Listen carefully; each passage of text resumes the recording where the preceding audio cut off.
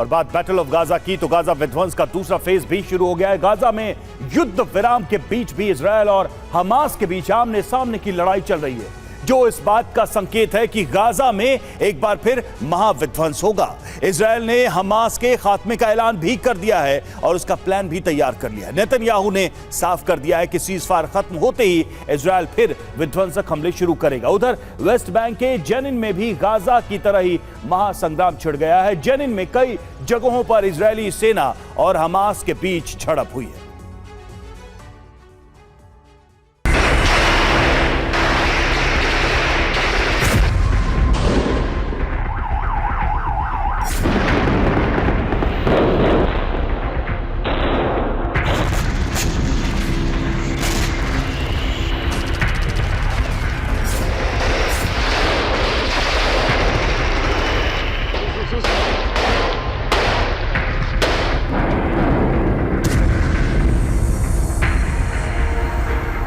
Gaza की जमीन से लेकर आसमान एक बार फिर धधक उठा है। गाजा में फिर बारूद बरस रहे हैं।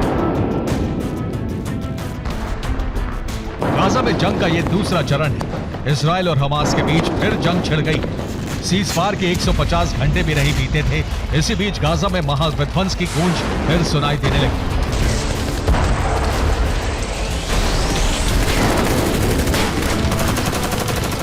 एक बार फिर बम धमाकों से उत्तरी गाजा दहल उठा। हमास ने इजरायली सेना पर हमले के आरोप लगाए। हालांकि हमास के दावों के उलट इजरायली सेना ने हमास पर ही सीजफायर के उल्लंघन का आरोप लगाया।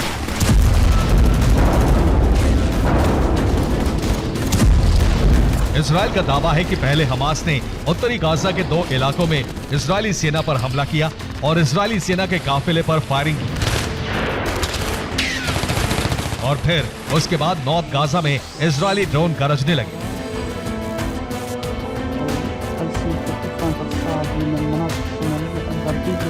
उत्तरी गाजा में इजरायल के ड्रोन्स के एक्शन में आते ही गाजा के कई इलाकों में अलर्ट कर दिया गया। इसी के साथ गाजा के अंदर तनाव एक बार फिर चरम पर पहुंच गया है। गाजा में महाविध्वंस की आहटें बम धमाकों और फायरिंग की शक्ल में सुनाई देने लगी।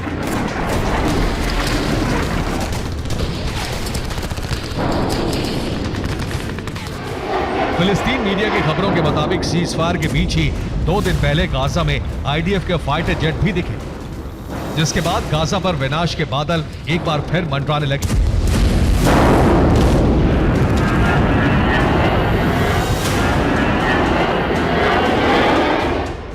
पिछले करीब 2 महीने के अंदर गाजा में जो विध्वंस दिखा है उसका विस्तार हो गया है। पिछले 24 घंटों में गाजा के अलावा वेस्ट बैंक में भी इजराइल और हमास के बीच जंग हुई। गाजा की तरह ही वेस्ट बैंक के जेनिन में भी विध्वंस शुरू हो गया है। गाजा के बाद जेनिन में सबसे बड़ी जंग छिड़ गई है। इजराइल ने यहां लगातार बमबारी की।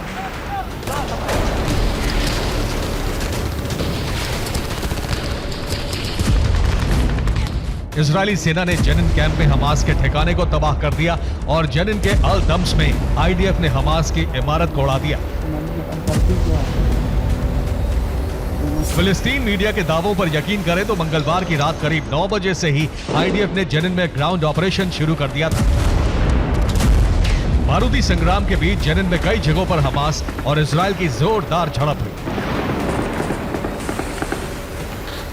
जेनिन में आईडीएफ ने 1100 सैनिकों के साथ हमला किया। जेनिन हमले में आईडीएफ के 100 मिलिट्री व्हीकल शामिल थे। आईडीएफ के निशाने पर जेनिन के शिविर थे। दावा है कि आईडीएफ ने जेनिन के सभी अस्पतालों को घेर लिया। हमास ने एम्बुलेंस से घायलों के अपहरण का भी दावा किया है।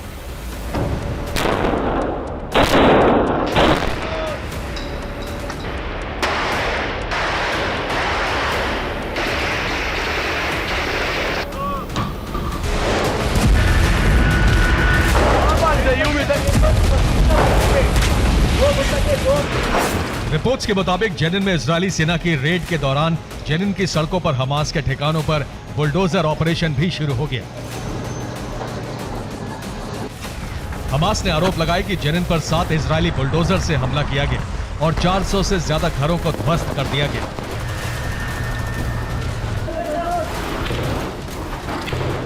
उधर इजरायल ने आरोप लगाए हैं कि हमास लड़ाके परिवारों के साथ जेनिन शिविर में रहते हैं। इजरायली सेना ने जेनिन कैंप से हमास को हथियारों और बम बारूद की सप्लाई का भी आरोप लगाया है।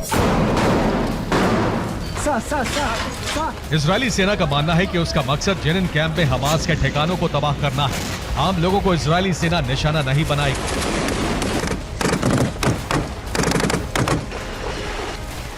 रिपोर्ट्स के मुताबिक जेनिन को आईडीएफ ने क्लोज्ड जोन घोषित किया है। जेनिन शिविर भी क्लोज्ड सैन्य क्षेत्र घोषित है।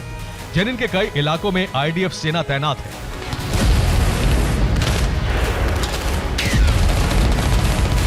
आईडीएफ ने जेनिन में पिछले 2 दशकों में सबसे बड़ी रेड की है। जंग छिड़ने के बाद से आईडीएफ ने जेनिन शहर और यहां के शिविरों में कई बार छापे मारे हैं। इस दौरान इजरायली सेना और हमास समर्थकों के बीच कई बार हिंसक झड़पें भी हो चुकी हैं।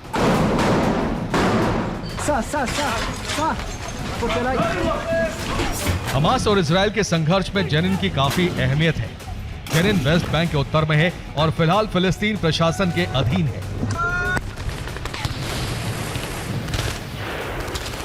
जेनिन में इजरायली सेना के दोबारा एक्शन में आने के बाद हमास ने राफा में अपनी ताकत दिखाई और इसके जरिए इजरायल को चेतावनी भी देने की कोशिश की। राफा में हमास के लड़ाके सड़कों पर बंदूकों के साथ दिखे। सीज फायर के बीच बंधकों को सौंपने के बाद हमास ने अपनी शक्ति का प्रदर्शन किया।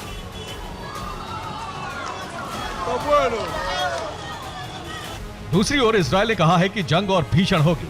इजरायली सेना ने सौगंध ली है कि वो गाजा से लेकर वेस्ट बैंक तक हमास और उसके समर्थकों का पूरी तरह सफाया करने के बाद ही शांति से बैठेगी। हमास खात्मे के इस प्लान को जेल से बाहर आए लोग सपोर्ट भी कर रहे हैं। हमास के सह संस्थापक शेख हसन यूसुफ के बेटे मोसाद हसन यूसुफ ने भी हमास को खत्म करने की अपील की। मोसाद हसन इजरायली सुरक्षा एजेंसी में भी रह चुका है। वो हमास से जुड़ी जानकारी भी इजरायल को दे चुका है। मोसाद हसन ने हमास के खात्मे का प्लान भी बताया है, जिसमें उसने कहा है कि इजरायल को हमास के आगे नहीं झुकना चाहिए। हमास से समझौता ना करे इजरायल। हमास मानवता के खिलाफ युद्ध कर रहा है। युद्ध विराम हमास की जंग रोकने की साजिश है। हथियारों की रिहाई का मतलब है निर्दोष लोगों की हत्या। बाकी बंधकों को छुड़ाने के लिए समय निर्धारित हो। कतर हमास नेताओं को अपने यहां से बाहर निकाले।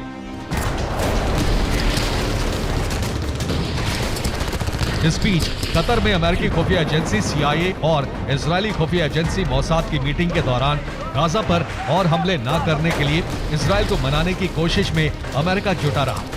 लेकिन इजरायल एक बार फिर गाजा विध्वंस पर आमादा दिख रहा है। Bureau report TV9 Bharat. इधर इजरायल ने गाजा में हमास के लीडर याहिया सिनवार को खत्म करने की कोशिश पिछले कुछ वर्षों में कम से कम 6 बार की है। इजरायली खुफिया एजेंसी शिन बेट ने याहिया सिनवार को मारने का प्लान कई बार प्रधानमंत्री बेंजामिन नेतन्याहू के सामने पेश किया, लेकिन नेतन्याहू ने हर बार उस प्लान को खारिज कर दिया। तो क्या गाजा में हमास के लीडर याहिया सिनवार को नेतन्याहू जानबूझकर बचा रहे हैं? क्या नेतन्याहू याहिया सिनवार के रक्षक हैं? यह बड़ा सवाल।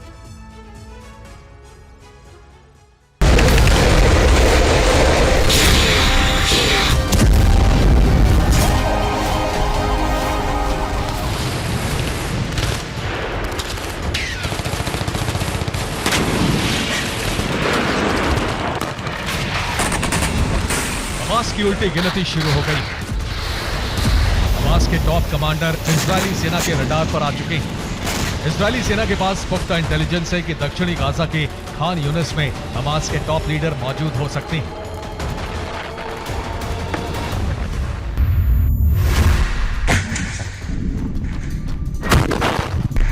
इनमें सबसे बड़ा नाम है याहिया सिनवार का।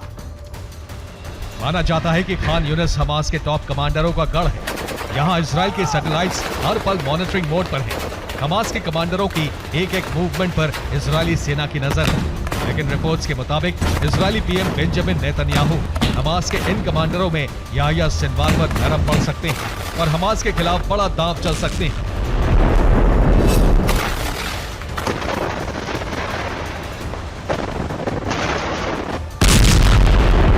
झक सफेद बालों और उभरी हुई भौं वाला याहिया सिनवार गाजा में हमास की राजनीतिक विंग का लीडर है।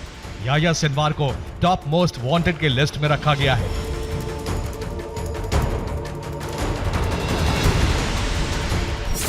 याहिया सिनवार हमास का लीडर नंबर 2 है। वो इजरायल पर 7 अक्टूबर के हमले का मास्टरमाइंड माना जाता है। सिनवार को खान यूनिस का बुचर भी कहा जाता है। उसने 24 साल इजराइल की जेल में बिताए हैं। इजरायली सैनिकों से अदला बदली में उसकी रिहाई हुई थी। साल 2017 में उसे गाजा में हमास का प्रमुख चुना गया। इजरायली मीडिया के मुताबिक इजराइल के साथ जंग के बीच हमास लीडर याह्या सिनवार ने गाजा की एक सुरंग में इजरायली बंधकों से मुलाकात की थी। याह्या सिनवार से मुलाकात के दौरान मौजूद एक बंधक ने रिहा होने के बाद इजरायली सैनिकों को यह जानकारी दी है। यह भी माना जा रहा है कि नेतन्याहू सिनवार के रक्षक बन सकते हैं। इसी बीच इजराइल सरकार के अंदर घमासान शुरू हो गया है। इजराइल मिलिट्री इंटेलिजेंस के चीफ एहरोन हलीवा ने इस्तीफा दे दिया है। 7 अक्टूबर के हमलों को इस्तीफे की वजह बताया गया है। 7 अक्टूबर के बाद से ही एहरोन हलीवा की भूमिका को लेकर सवाल उठने लगे थे।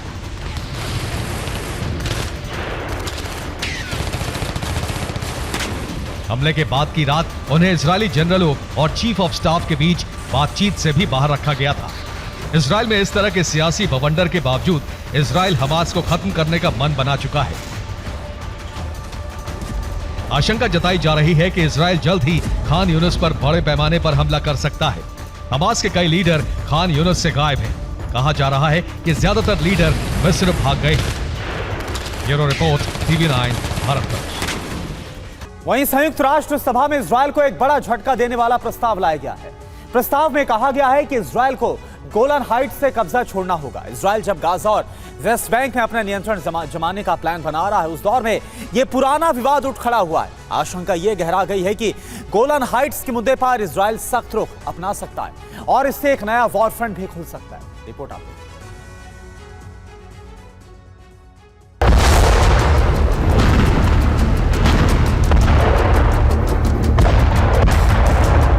गाजा पट्टी के रण में फिलहाल शांति है, लेकिन शांति के बाद तूफान का दूसरा दौर शुरू होने वाला है। और इस बार सिर्फ गाजा पट्टी नहीं बल्कि सीरिया बॉर्डर तक युद्ध की आंच फैल सकती है।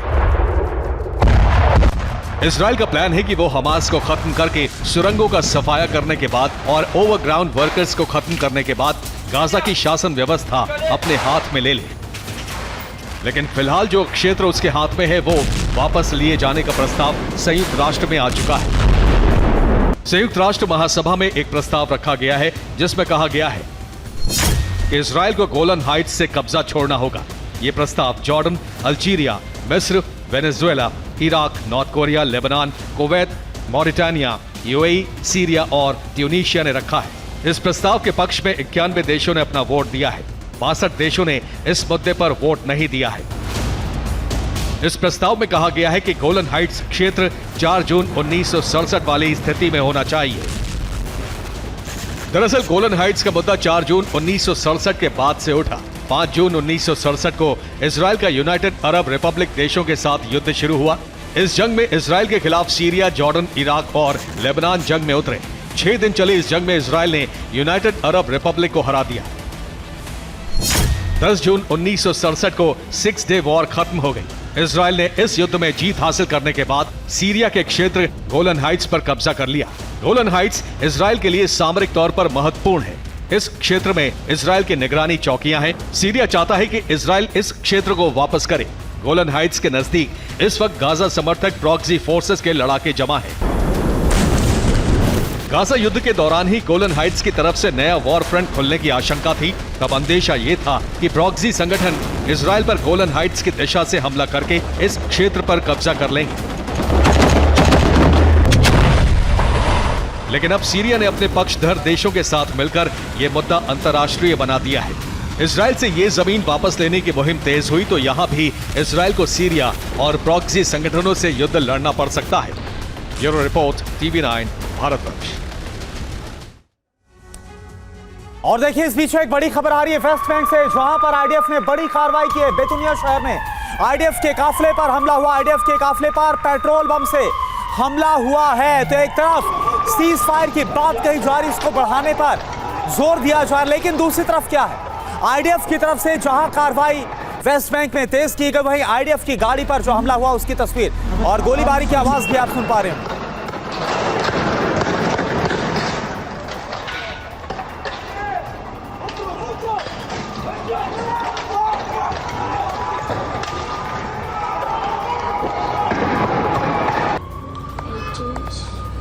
और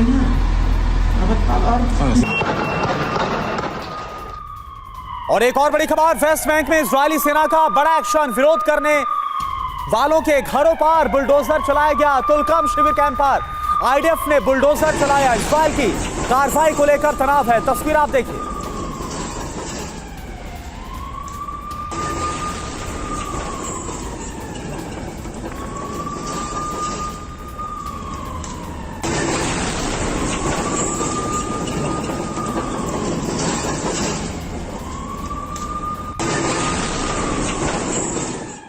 और वहीं वेस्ट बैंक के रामल्ला में आईडीएफ ने बड़ी कार्रवाई की है। बुलडोजर से सड़कों को तोड़ा है, सड़क पर खड़ी गाड़ियों को तहस नहस किया।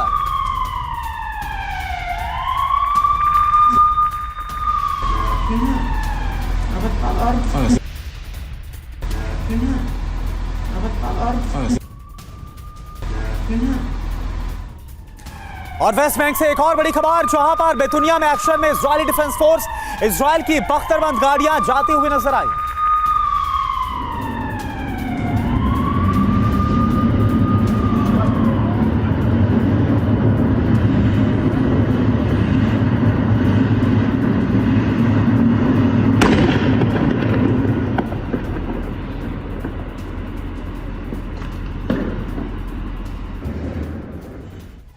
तो सवाल यह है कि क्या गाजा यूक्रेन युद्ध का विस्तार हो चुका है? क्या धरती पर एटमी अंतकाल का काउंटडाउन शुरू हो गया है? क्या फर्स्ट न्यूक्लियर वॉर की बिसात बिछ गई है? आखिर यह आशंका क्यों जताई जा रही है? तो आपको यह बता दें कि इतिहास में पहली बार P5 कंट्रीज ने एटमी चार्ज संभाल लिया है। जहां पर एक तरफ अमेरिकी बॉम्बर मोर्चा संभाले हुए, वहीं रूस ने एटमी सबमरीन को ब्लू वॉर जोन में उतार दिया है। आखिर कैसे धरती पर सर्दियों तक रहेगा सूर्यास्त? क्या है पुतिन का ऑपरेशन सर्वनाश?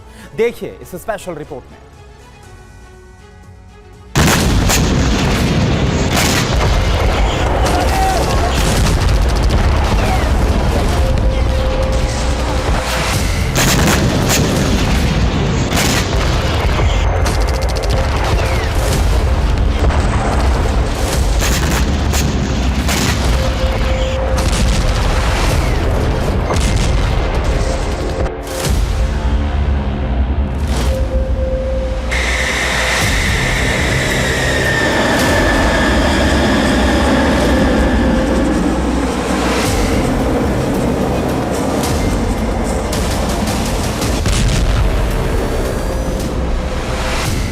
करीब 2 साल से जारी रूस यूक्रेन युद्ध और बीते 2 महीनों से धधकता गाजा का बैटल ग्राउंड।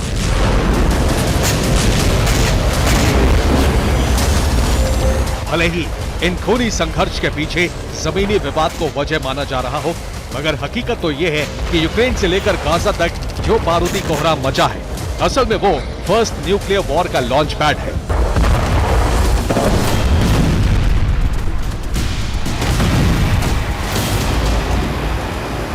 जिसमें कभी भी किसी भी वक्त एटमी विनाशकों का इस्तेमाल हो सकता है, वो भी धड़ल्ले के साथ।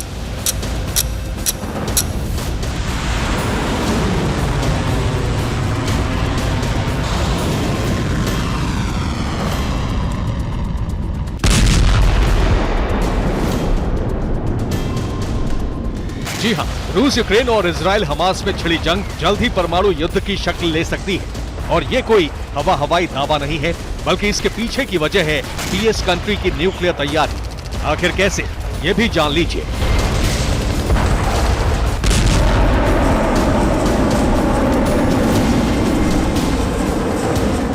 First nuclear war breaking 1, America ने B-2 स्पिरिट बॉम्बर को B-61-12 एटम बम से लोड किया। फर्स्ट न्यूक्लियर वॉर ब्रेकिंग 2, चीन ने B-21 बॉम्बर पर अटैक के लिए हाइपरसोनिक मिसाइल बनाए। First nuclear war breaking 3, Russian navy की पैसिफिक फ्लीट में प्रोजेक्ट 636.3 सबमरीन शामिल। फर्स्ट न्यूक्लियर वॉर ब्रेकिंग 4, रूसी नौसेना ने ब्लैक सी में 8 कैलिबर मिसाइल से लैस फ्रिगेट तैनात की। First nuclear war breaking 5, Baltic sea में अमेरिकी B-1B बॉम्बर और रूसी फाइटर जेट में भिड़न। First nuclear war breaking 6, France ने M51.3 long range ballistic missile का सफल परीक्षण किया। First nuclear war breaking 7, Britain ने एटमी अटैक करने वाली सबमरीन को बनाने की तैयारी शुरू की।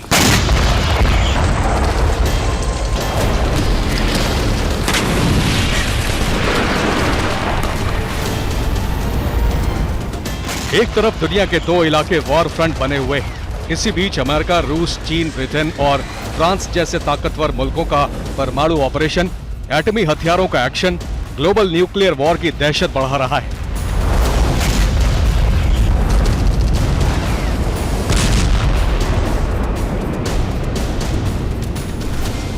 ऐसा इसलिए क्योंकि यूक्रेन क्राइसिस और गाजा युद्ध में अमेरिका और नेटो देशों का जो किरदार रहा है, उससे पुतिन और जिनपिंग खफा है। कई बार दोनों देशों की तरफ से अमेरिका और नेटो को वार्निंग तक दी गई, लेकिन जैसे ही रूस ने यूएस नेवी के एयरक्राफ्ट कैरियर को टारगेट करने के लिए एटमी मिसाइलों को वॉर जोन में उतारा, सुपर पावर अमेरिका का माथा ठनक गया और बाइडेन ने रूसी अटैक प्लान पर पलटवार करने के लिए अपने सबसे खूंखार शिकारी को विनाशकारी बम से लोड कर वॉर जोन में भेजने का ऑर्डर दे दिया।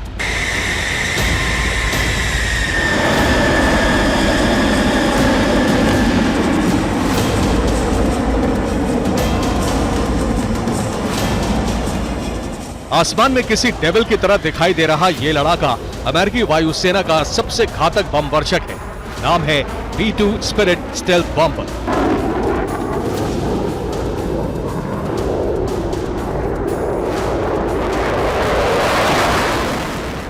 यूएस एयरफोर्स के इस विनाशकारी बम वर्षक से पूरी दुनिया थर्राती है।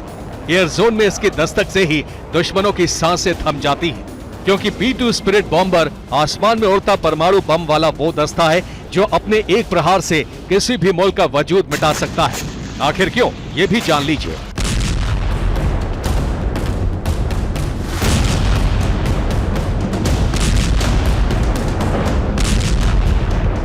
B-2 लंबी दूरी तक मार करने वाला हेवी स्ट्रैटेजिक बॉम्बर है। इस बम वर्षक का कुल वजन करीब 90,000 किलो तक है।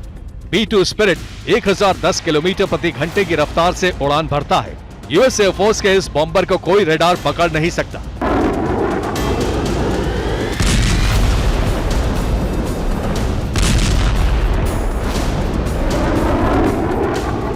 B-2 स्पिरिट हथियार और ताकत के मामले में भी बेहद ताकतवर है। हजारों पाउंड वजनी बम से लेकर क्लस्टर और क्रूज मिसाइलों से लैस होता है। ये बॉम्बर नेवल माइंस को भी टारगेट कर सकता है।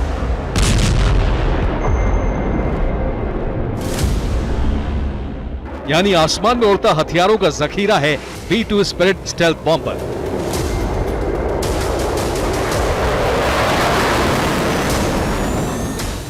और शायद यही वजह है कि अमेरिका ने B-2 स्पिरिट बम वर्षक को B-61-12 बम से लैस किया है।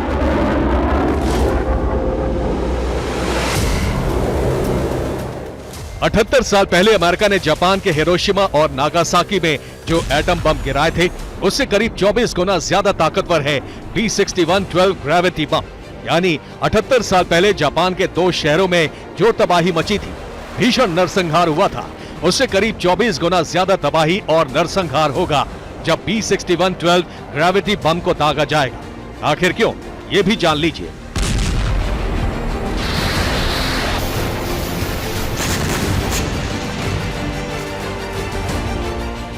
B-61-12 एक थर्मोन्यूक्लियर ग्रेविटी बम है। B-61-12 का कुल वजन करीब 350 किलो है। इस बम की विस्फोटक क्षमता 50,000 टन है। इसे बॉम्बर और फाइटर जेट के जरिए दागा जाता है। यानी देखने में भले ही B-61-12 थर्मोन्यूक्लियर ग्रेविटी बम किसी मिसाइल की तरह लगे, लेकिन इसके एक प्रहार से भीषण बारूदी कोहराम, आग का गुबार और जबरदस्त ब्लास्ट किसी की भी रूह कपा सकता है।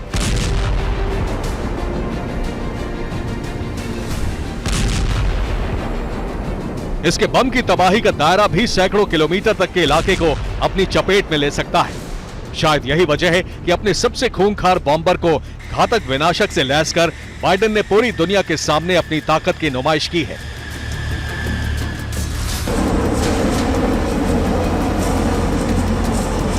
लेकिन बाइडेन के इस कदम के साथ ही चीन और रूस भी एक्टिव हो चुके हैं। जहां पुतिन ने बाल्टिक सी से ब्लैक सी तक एटमी चक्रव्यूह तैयार कर लिया है, तो वहीं ड्रैगन ने अमेरिका की छठी पीढ़ी के स्टेल्थ बॉम्बर 21 रेडर को मार गिराने के लिए हाइपरसोनिक हथियारों की खेप तैयार कर ली है।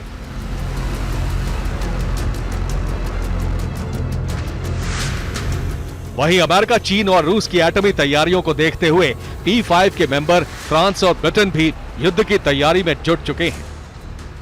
मतलब ये कि जहां दुनिया रूस यूक्रेन वॉर और गाजा युद्ध के खत्म होने की दुआ कर रही थी, उस पर तो लगाम नहीं लगा। वहीं अब दुनिया पर फर्स्ट न्यूक्लियर वॉर का खतरा जरूर मंडराने लगा है। Bureau report, TV9 Bharatvarsh.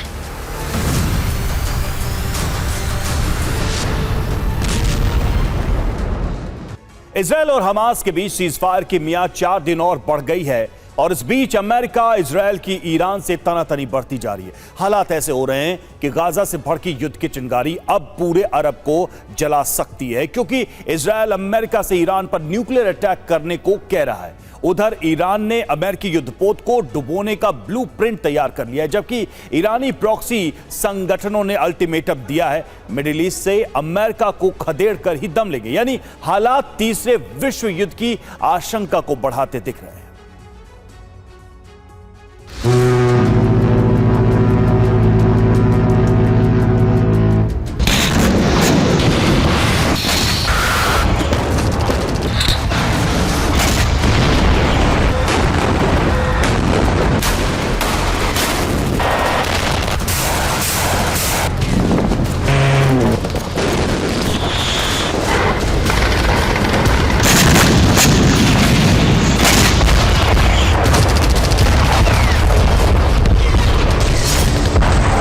Middle east सुलगने वाला है।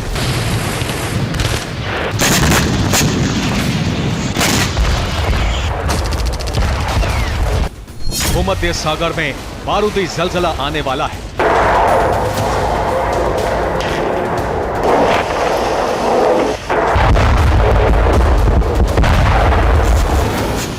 अब या तो ईरान धधकेगा या फिर अमेरिका का दबदबा अरब से खत्म हो जाएगा, क्योंकि गाजा से भड़की जंग अब तक के सबसे बड़े युद्ध में बदलने वाली है। दोनों तरफ से जबरदस्त तैयारी है।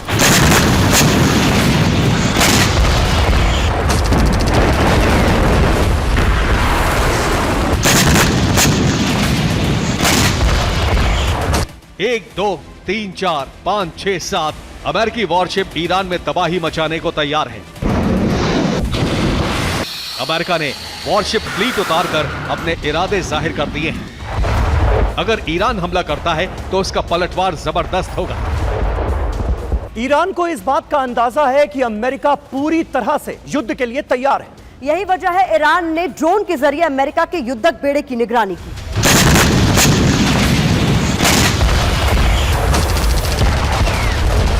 निगरानी करके ईरान ये बताना चाहता है कि वो अमेरिका पर नजर बनाए हुए है और जब चाहे उसके ड्रोन अटैक कर सकते हैं। ईरान ने वीडियो भी जारी किया है जिसमें ड्रोन से ली गई तस्वीरें हैं। वीडियो में युद्धपोत पर खड़े फाइटर जेट दिख रहे हैं। ड्रोन भी वॉरशिप पर तैनात हैं। इसके अलावा कॉम्बैट हेलीकॉप्टर भी फ्लीट पर मौजूद है। ईरान ने ये तस्वीरें उस वक्त ली जब यूएसएस आइजनहावर हॉर्मुज की खाड़ी से गुजर रहा था। ये तस्वीरें 26 से 29 अक्टूबर के बीच ली गई थी।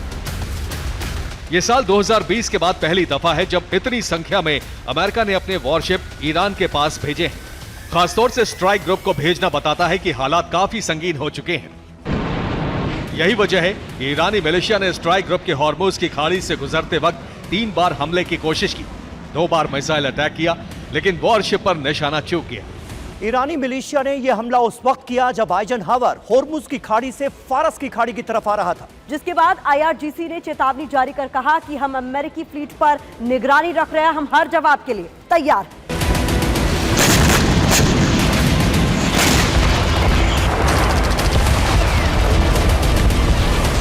दरअसल यूएसएस आइजनहावर और USS Gerald Ford striker worship के फारस की खाड़ी में पहुंचने से ईरान सतर्क हो चुका है, क्योंकि एक दिन पहले इजरायल ने ईरान को रोकने के लिए एटमी हमले का अल्टीमेटम दे डाला।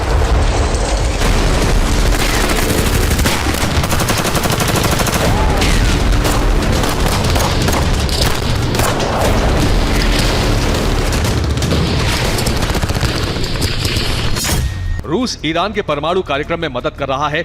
रूस के जेट ईरान की सुरक्षा के लिए निगरानी करेंगे। अब ईरान परमाणु बम बनाए उससे पहले एक ही विकल्प है, न्यूक्लियर हमला करके उसके मंसूबे को कुचल दिया जाए। इसके अलावा अमेरिका चाहे तो 72 घंटे में ईरान के बंदरगाहों और तेल रिफाइनरियों को तबाह करके उसे दिवालिया बना सकता है।